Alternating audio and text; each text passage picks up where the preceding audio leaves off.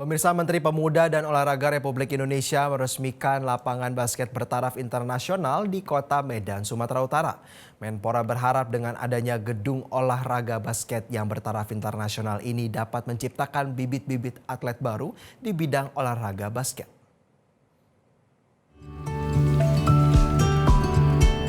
Menteri Pemuda dan Olahraga Dito Aryo Tejo meresmikan gedung olahraga bola basket di Jalan Kertas, Kecamatan Medan Petisah, Kota Medan, Sumatera Utara.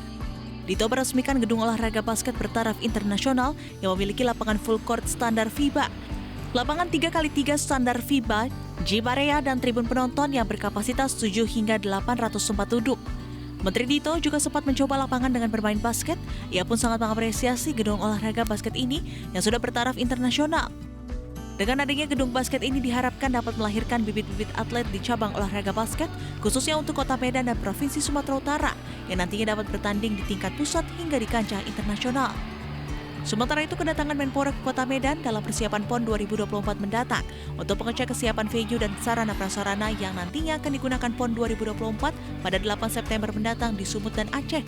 Sangat apresiasi, apalagi ini standarnya udah standar FIBA ya, internasional. Kita lihat kayunya sangat bagus dan ringnya juga ring bekas Piala Dunia. Jadi ini udah standar FIBA, dan juga selain ada basket 5-on-5, ada juga lapangan 3x3 yang sedang dikerjakan. Dan jadi ini saya mengapresiasi bahwa sudah ada pecinta olahraga yang juga mau ikutan investasi di olahraga.